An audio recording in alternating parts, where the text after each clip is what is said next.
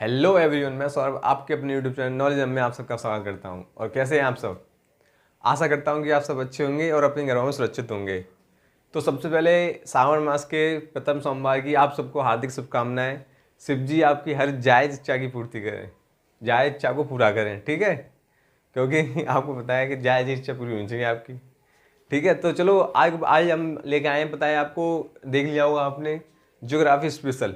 तो ये क्लास होने जा रही है आपकी बहुत ही बेहतरीन और ज़बरदस्त। इसमें आपको पता है आप पढ़ोगे क्या, ज्योग्राफी। और ज्योग्राफी ऐसी पढ़ोगे कि आपको देखते देखते ज्योग्राफी मतलब बस आप देख लो, फिर भी आपको ज्योग्राफी आपको याद कर रटने की जरूरत नहीं पड़ेगी, ना याद करने की जरूरत पड़ेगी इसे, ठीक है? तो सिर्फ आपको ये क्लास देखनी है और देखते देखते सिर्फ अगर आप अब चाहें अपने सप्ताह के लिए इन्हें नोट भी कर सकते हैं। नोट कर लोगे तो आपके लिए बहुत ही बेहतरीन हो जाएगा, ठीक है? तो चलो स्टार्ट करते हैं। तो देखो, सबसे पहले हम स्टार्ट करते हैं इसमें भारत भारत की जो क्या है, भारत की जो भौगोलिक स्थिति है ना, उसके बारे में बताते हैं हम, ठीक है? तो देखो, पहले सबसे पहले आपको पता होना चाहिए कि भारत की लोकेशन क्या है, ठीक है?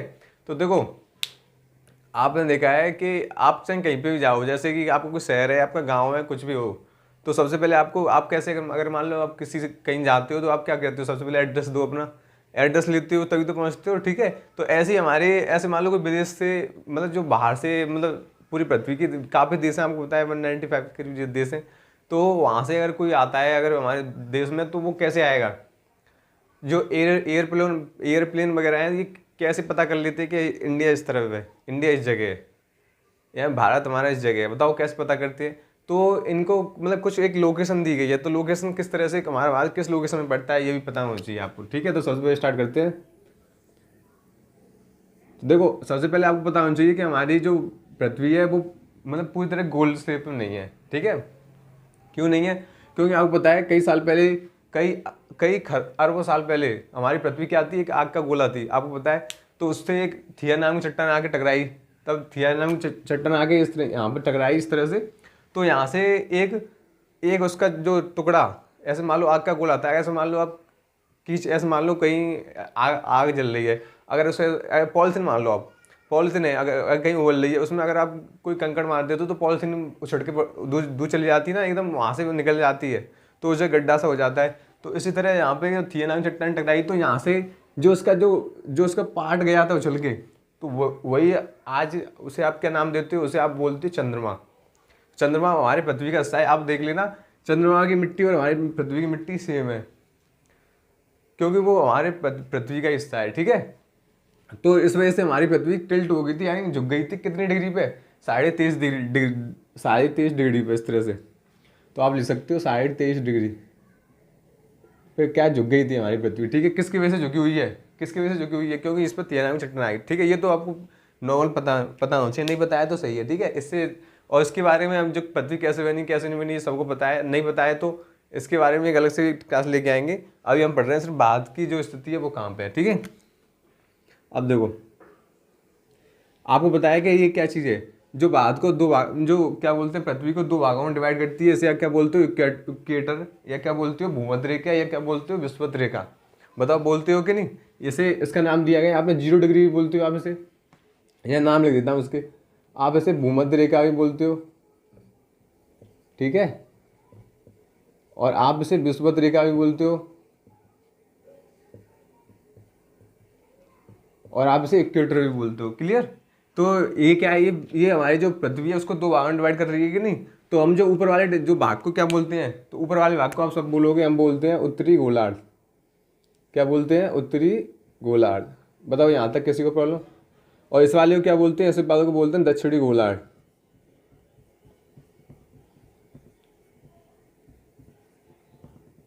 ठीक है? ये दो भाग हो गए, ठीक है? अब बताओ, देखो जो हमें बताया कि हमारा, देखो हमें इतनी तो थोड़ी बहुत तो नॉलेज है कि हमारी पृथ्वी किस तरफ है। तो देखो लोकेशन हम बताते हैं। देखो हमारी पृथ्वी की जो लोकेशन है, आपको बताया कि हमारी पृथ्वी को ऐसे मान लो, हमें पता करना है कि ये मतलब इसका जो ऐसे एरिया अगर मान लो थोड़ा छोटा होता है, जैसे जैसे मान लो आपको यहाँ से अपने घर से सड़क के जाना है, तो आप उसे माप सकते हो, अपने हाथों से माप सकते हो, या किसी मीटर वगैरह की तरह से माप सकते हो कि नहीं? ठीक है, बट जो पूरी पृथ्वी तो बहुत बड़ी है, तो इसे कैसे नापेंगे? तो इसे नापने के लिए हमने किस चीज़ का उपयोग किया है? तो आप बोलोगे हमने, देखो हमने अक्षांश रेखाएं और देशांतर रेखाएं खींची थी इसके लिए नापने के लिए, बताओ खींची थी कि नहीं, ठीक है। तो देखो जो रेखाएं आप इस तरह से याद कर सकते हो, जो रेखाएं लेटी हुई हैं इस तरह से लेटी हुई हैं, उन्हें क्या बोलते हो आप, उन्हें आप बोलते हो उन्हें क्या बोलते हो, लैटिट्यूड या अक्षांश रेखाएं, ठीक है।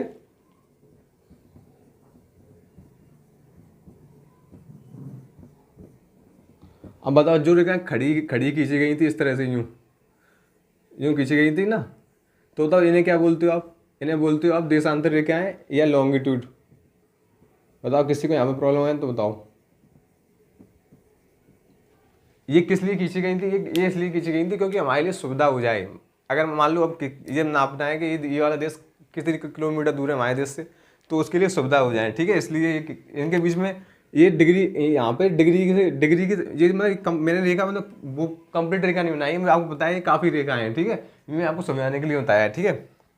तो देखो अब जब हमने देखो जब अक्षांशी हमने जब देखा किसका विस्तार अपने मतलब भारत, हमें पता है भारत किस तरफ है, भारत की लोकेशन कुछ इस जगह है, देखो कुछ इस जगह भारत की लोकेशन है कि नहीं, सबको पता है कि नहीं। तो देखो इस जगह भारत की लोकेशन है, तो इस जगह को बोलते क्या है, कैसे पता करेंगे कि ये किस जगह है। तो देखो हमें पता है भारत कहाँ पे है, उत्तरी, देखो ये दक्षिणी गोलार्ध है, तो उत्तरी गोलार्ध में तो पड़ता है भारत, उत्तरी गोलार्ध में है कि नहीं ये बताओ। जब मुझे भारत पता है उत्तरी गोलार्ध में, तो हम सबसे पहले लिखेंगे उत्तरी, ठीक है। अब बताओ जब हमने अक्षांशी विस्तार देखा तो उसका मतलब हमारा भारत पड़ता है क्या, उत्तरी गोलार्ध में। जब हम देशांतरी विस्तार देख रहे हैं तो बताओ किस तरफ पड़ रहा है, ये पूर्वी साइड तो पड़ रहा है, तो हम क्या बोल देते हैं हमारी भारत की लोकेशन, हमारा भारत कहाँ स्थित है, उत्तर पूर्वी गोलार्ध में स्थित है, ये तो बोलते हैं। बताओ ये बोलते हैं कि नहीं, समझ आया कि नहीं। हम क्या बोल देते हैं, हम इसलिए तो बोलते हैं क्योंकि जब हमने देखा कि उत्तर गोलार्ध में पड़ रहा है तो उत्तरी लिख दिया हमने। जब हमने देखा कि हमने तो देखो हमने क्या किया, हमने लैटिट्यूड यानी जब अक्षांशी विस्तार देखा, हमने अक्षांशी विस्तार से देखा तो हमने देखा कि हमारा भारत कहाँ पड़ रहा है, तो हमारा भारत पड़ता है उत्तरी गोलार्ध में, तो हमने लिख दिया उत्तरी, ठीक है। जब हमने देशांतरी विस्तार देखा तो हमने देखा कि पूर्व में पड़ रहा है देशांतर, तो पूर्व पश्चिम उत्तर दक्षिण यही तो है, तो पूर्व में तो पड़ रहा है देशांतरी विस्तार से, तो हमने उसको क्या नाम दे दिया, उत्तर पूर्वी गोलार्ध में पड़ता है हमारा भारत। हमारे भारत की एग्जैक्ट लोकेशन क्या है, उत्तर पूर्वी गोलार्ध में, ठीक है। क्लियर, जब क्लियर है तो देखो एक बार बताओ, जब एक बार बताओ यहाँ पे जब 0 डिग्री सेल्सियस, यहाँ पे जब 0 डिग्री है, ठीक है। अब ये नाप लेते हैं डिग्री में हमारा भारत कहाँ पड़ता है। जैसे लोकेशन हमने देख ली ये वाली, तो ये भी तो पता होना चाहिए कि कितनी डिग्री पे यहाँ से है, कितनी डिग्री ऊपर से साइड से कितनी डिग्री पे है, यहाँ पे कितनी डिग्री पे है, ये भी तो पता होना चाहिए। तो देखो जब हम यहाँ से चले, तो देखो यहाँ से चले ऊपर की तरफ, तो हमें पता है कि यहाँ से ऊपर की तरफ चलेंगे तो क्या स्टार्ट होगी, 1 2 3 डिग्री, ये तो डिग्री स्टार्ट होंगी कि ना, डिग्री स्टार्ट होंगी। तो देखो भारत की जो मुख्य भूमि है, तो थोड़ा ऊपर बना देता हूँ इससे, क्योंकि मैं इसमें कुछ समझाना चाहता हूँ आपको। मैं भी सही में अपनी बनाया, आप समझ लो इसे, ठीक है, क्यों मैं इसे अलग से बना के समझाऊंगा अच्छी तरह से। तो देखो जब हमने देखा कि यहाँ से स्टार्ट करेंगे ऊपर, तो बताओ 1 0 से आएंगे, आता है 1 ही तो आता है, तो स्टार्ट होगा 1 2 3 4, तो डिग्री तो आएंगी 1 2 3 4 डिग्री 5 ऐसे डिग्री से स्टार्ट होंगी। तो हमारे भारत का जो हमने देखो मुख्य भूमि देखी, मुख्य भूमि की बात कर रहा हूँ मैं सिर्फ अभी, क्योंकि हमें पता है हमारे भारत का जो टोटल क्षेत्रफल है ना, टोटल एरिया, उसमें क्या क्या आते हैं, उसमें आपको पता है जो द्वीप समूह है वो भी आते हैं, प्लस मुख्य भूमि हमारी जो भारत की मेन लैंड है वो भी आती है कि नहीं। तो सिर्फ मैं मुख्य भूमि की बात कर रहा हूँ। तो मुख्य भूमि हमने देखी कि यहाँ पर ये कहाँ स्थित है, तो आपने देखा ये 8 डिग्री 4 मिनट में स्थित है, और इस जगह को क्या बोलते हैं, कैप कोमोरिन बोलते हैं कि नहीं। कैप कोमोरिन किस जगह पड़ती है, तो आप बोलोगे तमिलनाडु की कन्याकुमारी डिस्ट्रिक्ट में पड़ती है कि नहीं। क्लियर, जब हम इससे ऊपर की तरफ गए ऊपर तरफ, तो यहाँ पर देखो हमें 37 डिग्री 8 मिनट, ठीक है, 37 डिग्री 8 मिनट में हम रुक गए। तो हमारे जो भारत का लास्ट शो है अंतिम बिंदु किस तरफ, उत्तर की तरफ, क्योंकि दक्षिण में सबसे अंतिम बिंदु कौन सा है, 8 डिग्री 4 मिनट पे कौन सा है, कैप कोमोरिन, और ऊपर कौन सा है 37 डिग्री 8 मिनट पे कौन सा है, आप बोलोगे इंदिरा कॉल, ठीक है। अब ये ऐसा नहीं है कि यहाँ पे हमारे भारत का जो अंतिम छोर है ये मुख्य भूमि का अंतिम छोर है, बट हमारे भारत में हमको पता है कि इस तरफ जो बंगाली खाड़ी में हमारा ये जो हमारा जो द्वीप समूह है अंडमान निकोबार, वो भी भारत की मुख्य भूमि, जो भारत का टोटल एरिया उसी में तो आता है। तो देखो तो अंडमान निकोबार यहाँ से स्टार्ट हो जाता है 6 डिग्री 4 मिनट में। तो जो 6 डिग्री 4 मिनट में जो हम देखो, अगर हम कोई पूछे आपसे भारत का अंतिम छोर कौन सा है, तो आप क्या बोलोगे 6 डिग्री 4 मिनट में कौन सा है, इंदिरा पॉइंट, ठीक है, जिसके 3 नाम है। कौन से 3 नाम है, एक पिग्मेलियन पॉइंट, एक पार्सन पॉइंट और एक लीचिंग पॉइंट। अब इसका जब 84 में इंदिरा गांधी जब यहाँ आई थी तो उसी वर्ष उनकी डेथ हो गई थी, तो इस वजह से इस पॉइंट का नाम क्या कर दिया, इंदिरा पॉइंट कर दिया, ठीक है। क्लियर, तो देखो ये क्या है, ये पूरे भारत का सबसे अंतिम छोर है, यानी दक्षिणतम छोर है। पर अगर पूछे आपसे मुख्य भूमि का अंतिम छोर कौन सा है, तो आप बोलोगे 8 डिग्री 4 मिनट पे कौन सा है, कैप कोमोरिन, ठीक है, क्लियर। तो देखो अब आपको समझ में नहीं आ रहा होगा कि यहाँ पे क्या है, यहाँ पे क्या है। तो मैं ऐसा करता हूँ, एक मैप ड्रॉ कर लेता हूँ जिससे कि आपको अच्छे से समझ में आएगा, क्योंकि इसके अंदर भी बनाना है हमें कि कितने किलोमीटर यहाँ पे कौन सा डिस्ट्रिक्ट पड़ता है, यहाँ पे कौन सा नहीं पड़ता है। ठीक है, तो सिर्फ अभी मैं मैप ड्रॉ करता हूँ, इतना तो समझ में आ गया होगा ना। चलो तो मैप ड्रॉ कर लेता हूँ मैं, अब आपको अच्छे से समझा देता हूँ इसके बारे में। ये देखिए थोड़ा सा मैं बनाने की कोशिश किया, तो ठीक है, थोड़ा अच्छा लग रहा होगा देखने में, थोड़ा बहुत तो ठीक है, ज़्यादा ठीक नहीं है तो कोई बात नहीं। चलो तो आगे बढ़ते हैं। अब देखो आपको पता है ये तो हमारी भारत का कौन सा है, ये भारत की मेनलैंड है, मुख्य भूमि। मुख्य भूमि बोल सकते हैं कि क्योंकि हमें पता है कि ये अराकान यूमा पर्वत है ना, इस देखो ये किसका हिस्सा है, आप बोलोगे ये हिमालय का हिस्सा है, इसका नाम अराकान यूमा पर्वत है। ठीक है, अराकान यूमा पर्वत, इसके बाद यहाँ पे जाता है, फिर यहाँ से आगे जाते जाते जाते जाते फिर देखो ये इस जगह तो पानी में डूबा हुआ है। ठीक है, पानी में डूबा हुआ है। फिर इस जगह जो आगे उठ गया है ना, जो उठ गया है, उसी जगह हमारे जो द्वीप है अंडमान एंड निकोबार बसे हुए हैं, इसी पर्वत पर बसे हुए हैं। किस पे, अराकान निकोबार पर्वत पे। तो ये भी बताऊंगा, इसके बारे में बताऊंगा, अभी पहले इसके बारे में पढ़ते हैं। ठीक है, तो देखो आपको सबको पता है कि इस तरह से होती हुई हमारे भारत को लगभग बीच में से काटती हुई एक रेखा निकलती है, इसका नाम कर्क रेखा। सबको पता है कि नहीं, कर्क रेखा निकलती है कि नहीं। ये कितनी डिग्री पर निकलती है, तो आप बोलोगे 23.5 डिग्री पर निकलती है। कितने पर, 23 डिग्री 30 मिनट। ठीक है, क्लियर। और ये भारत में 8 राज्यों से निकलती है। 8 राज्य कौन कौन से हैं, तो देखो आपको बताया कि इस तरफ देखो, यहाँ पे कौन हो गया, राजस्थान हो गया, राजस्थान के बाद गुजरात हो गया। चलो लिख देता हूँ राजस्थान, इधर लिख देता हूँ मैं। ठीक है, क्योंकि मुझे पता है इसमें भी मैं अपने अंदर समझाना है कुछ, बहुत कुछ। ठीक है, तो इधर लिख लेता हूँ 8 राज्य कौन कौन से। नंबर 1 लिख लो आप, इधर देखो राजस्थान, राजस्थान के बाद गुजरात, गुजरात के बाद देखना आप, गुजरात के बाद आगे मध्य प्रदेश पे पहुंच जाएगी। ठीक है, मध्य प्रदेश के बाद देखना छत्तीसगढ़, छत्तीसगढ़ के बाद आप देखना क्या क्या आएगा, हाँ झारखंड आ जाएगा। आप देखो अगर आप रटते हो तो आप भूल जाते हो, अगर आप समझते हो मैं कहाँ कहाँ होकर निकल रही है, किस जगह निकल सकती है, तो आप कभी नहीं भूलोगे। ठीक है, उसके बाद आ जाता है आपको पश्चिम बंगाल, पश्चिम बंगाल। ठीक है, उसके बाद आ जाता है आपका 7वें नंबर पे त्रिपुरा, उसके बाद आ जाता है 8वें नंबर पे मिजोरम। ये 8 राज्य हैं जिनसे होकर वो क्या निकलती है, कर्क रेखा निकलती है। तो आप इसकी ट्रिक वगैरह क्या याद कर लेते हो, कुछ भी बना लो ट्रिक बन जो ट्रिक बताओ, ट्रिक क्या होती है आपको समझ में आनी चाहिए ना, कोई स्पेशल तो होती नहीं है कि ये ट्रिक आई है इसे हम याद कर लें, ऐसा कुछ नहीं होता। आप मन चाहे इसमें ट्रिक बना सकते हो, आप वैसे भी याद कर सकते हो, आपकी मर्जी है। ठीक है, क्लियर।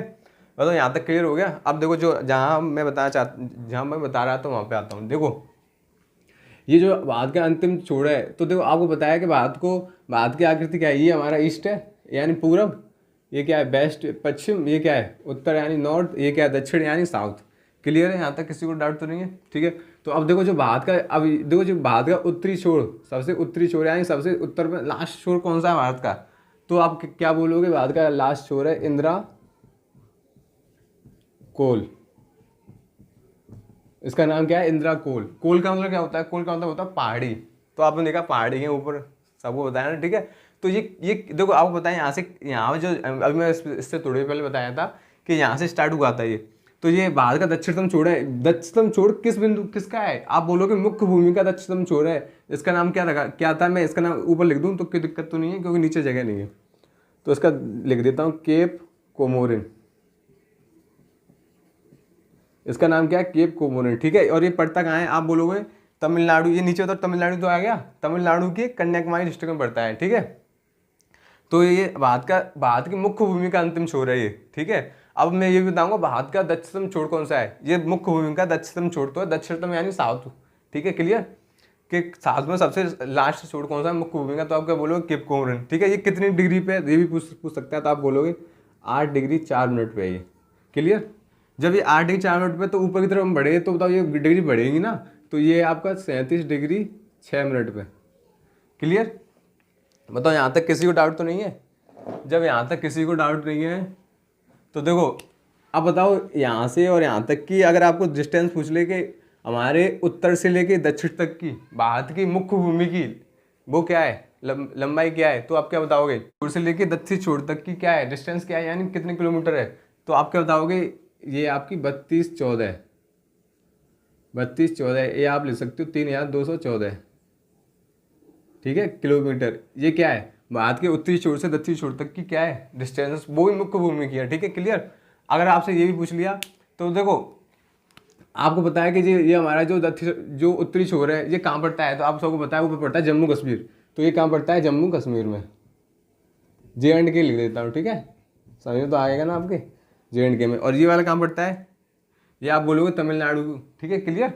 तो अब बताओ, अब जो हमारा दो ये जो हमारा क्या उत्तरी छोर हो गया, दक्षिण छोर गया, तो अब ऐसे ही हमारा पश्चिमी छोर होगा, पूर्वी छोर भी तो होगा। तो पश्चिमी छोर कहाँ पे है, तो पश्चिमी छोर यहाँ पे है लगभग, ठीक है, यहाँ पे यही तो है सबसे लास्ट में। तो इस छोर का नाम क्या है बताओ, इस छोर पर लास्ट वाला जो गाँव है उसे बोलते हैं गोहार मोटा, गोहार मोटा, ठीक है, क्लियर। और ये पड़ता कहाँ है, ये गुजरात के कच्छ डिस्ट्रिक्ट में पड़ता है। कच्छ नाम सुना होगा आपने, गुजरात का कच्छ डिस्ट्रिक्ट है ना, वहाँ पड़ता है ये। और अगर पूछ ले आपसे ये इसकी डिग्री कितनी है, कितनी डिग्री पड़ता है, तो आपको यहाँ पर लिख देता हूँ 68 डिग्री 7 मिनट पे पड़ता है, क्लियर।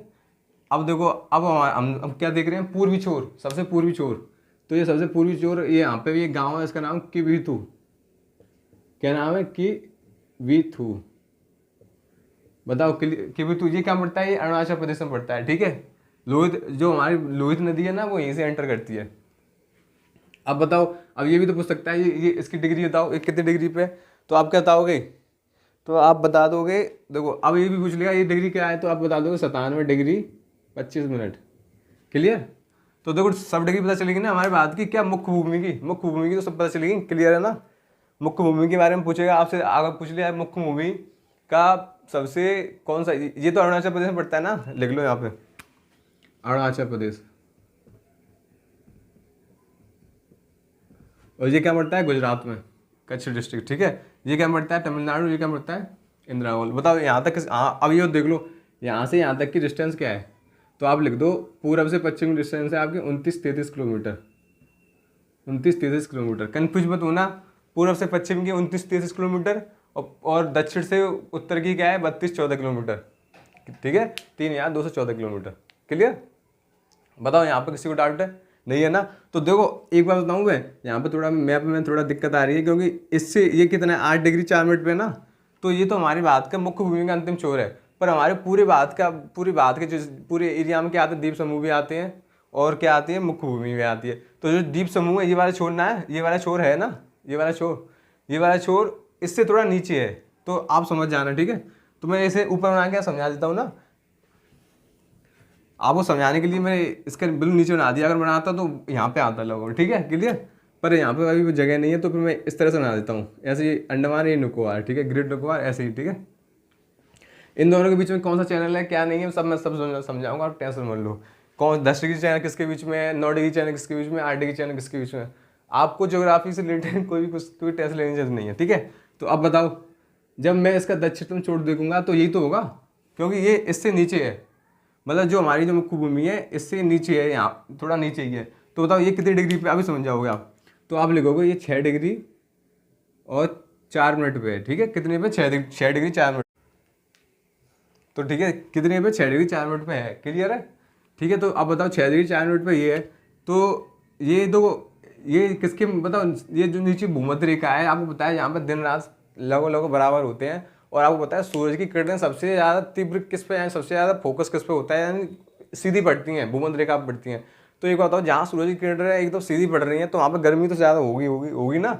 तो ये इस यहाँ पे आस बताओ, और बताओ सबसे पास में कौन है, भूमध्य रेखा के पास में कौन, भूमध्य रेखा कितनी पे, 0 डिग्री पे भूमध्य रेखा है, ठीक है। 0 डिग्री से 6 डिग्री दूर, 6 डिग्री दूर को क्या है, आप बोलोगे अंडमान निकोबार है। तो एक बात बताओ, अंडमान निकोबार पे गर्मी रहती होगी कि नहीं, अच्छी खासी गर्मी रहती होगी, क्योंकि ये किसके पास में, भूमध्य रेखा के पास में, ठीक है। अब देखो एक और बताऊँ मैं आपको, बताया एक नाम सुना होगा आपने कि, हाँ ये भी देखो, पहले ये सुन लो कि जो 6 डिग्री 4 मिनट पे इस पॉइंट का नाम क्या है, इस पॉइंट का नाम है इंदिरा पॉइंट, जो मैंने अभी बताया था ना आपको, इस पॉइंट को बोलते हैं इंदिरा पॉइंट, समझ में आया कि नहीं। अगर आपसे पूछे पूरे भारत का दक्षिणतम बिंदु यानी साउथ में सबसे अंतिम छोर कौन सा है, तो आप बताओगे इंदिरा पॉइंट। इसके 3 नाम है, तीन नाम है लगभग, अब तो ठीक है, अब तो क्या बोलते हैं, इंदिरा पॉइंट ही बोलते हैं, वैसे इसके 3 नाम है, पूछ लेता है तो आप लिख लीजिए यहाँ पे। तो देखो एक तो लीचिंग पॉइंट, ली ही चिंग पॉइंट, इसे लीचिंग पॉइंट भी बोल देते हैं, और इसे देखो पार्सन पॉइंट भी बोल देते हैं। लिख लो आप लीचिंग पॉइंट, पार्सन पॉइंट, ये को नाम बताया था मैंने, क्या नाम बताया था याद नहीं। लीचिंग पॉइंट, पार्सन पॉइंट और पिगमेलियन पॉइंट,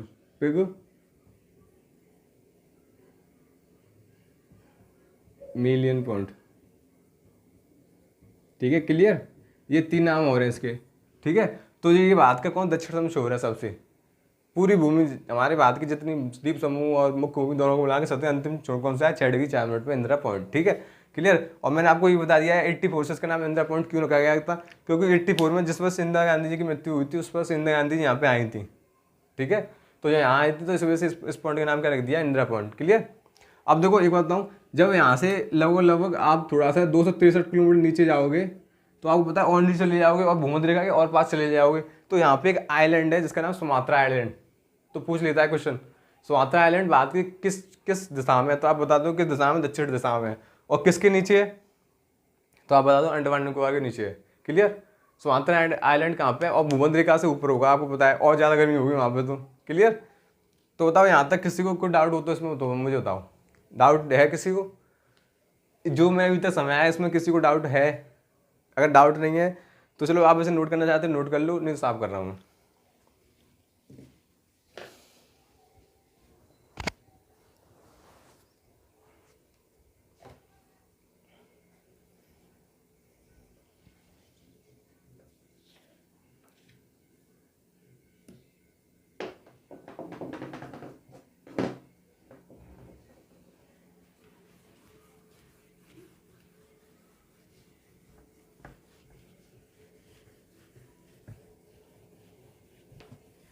देखिए अब आपको मैं कुछ बताने की कोशिश करता हूँ। देखो आपको बताया भारत की आपने स्थिति देख ली, आपकी भारत की स्थिति इस कुछ इस तरह से है यहाँ पर। ठीक है, तो एक बात बताओ अगर आपसे, देखो आप सबसे ज़्यादा कन्फ्यूज रहते हो एक चीज़ को लेकर रहते हो। अगर मैं बोल दूँ भारत का जो टोटल एरिया है वो 2.43% है, तो आप बोलते हो क्या चीज़ है 2.43, तो आप समझो ये क्या चीज़ है। ठीक है, तो देखो मैं आपको समझाने की कोशिश करता हूँ। एक छोटा सा ये मैं बना लिया, मैं चार्ट बना लिया। ठीक है, अगर मैं बोल दूँ अगर आपको परसेंटेज तो थोड़ा बहुत आता है कि नहीं, कोई नहीं आता नहीं तो कोई बात नहीं। देखो अगर मैं बोल दिया आपको ऐसे मान लो ये एरिया ए है, ठीक है, ये बी है, ठीक है, और इस पूरी एरिया का मैंने दे दिया, ये इस एरिया का ये पूरा एरिया है 500 किलोमीटर का। ठीक है, क्लियर। 500 किलोमीटर समझो आप क्या चीज़ है। देखो मैं मैथ नहीं पढ़ा रहा, बस आपको समझाने की कोशिश कर रहा हूँ। अगर आप इसे समझ लोगे ना तो आपको कभी डाउट नहीं आएगा। तो देखो अगर मैं बोल दूँ ए के पास 50 है, बी के पास कुछ भी हो, मुझे मतलब नहीं है, ऐसे मान लो 30-40। ठीक है, अगर मैं आपसे पूछता हूँ ए का एरिया इस पूरी गोले का एरिया का कितना परसेंट है, तो आप क्या निकालोगे, ए का एरिया, और बताओ जो बेस वैल्यू वो क्या होगी, पूरी गोले का एरिया तो होगी, पूरी गोले का एरिया कितना 500 है ना, परसेंट निकालनी तो 100 से मल्टीप्लाई कर देंगे तो 0 से 0 कैंसिल। तो बताओ इससे कितनी 10%, कितना आ गया, 10% आ गया कि नहीं आ गया, क्लियर। तो ये हमने कैसे निकाला, हमने पूरी उसका एरिया तो लेके निकाला।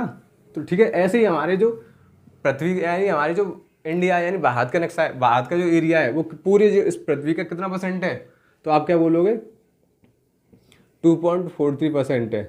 मतलब कहने का मतलब क्या है, अगर पूरी पृथ्वी के पास 100% एरिया है, ठीक है, तो भारत के पास उसका कितना एरिया है 2.43% है। ठीक है, क्लियर।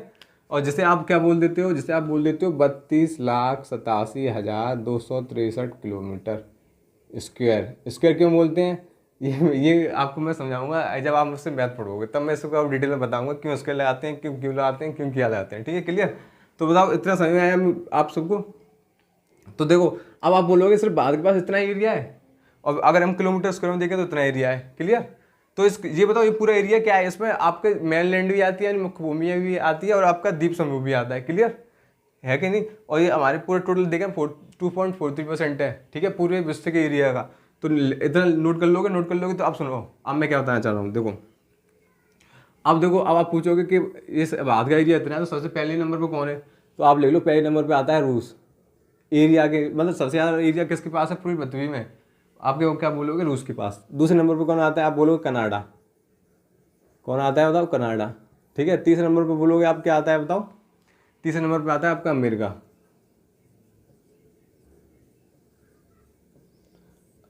नहीं सॉरी, तीसरे नंबर पे आता है आपका चीन आता है आपका। क्लियर?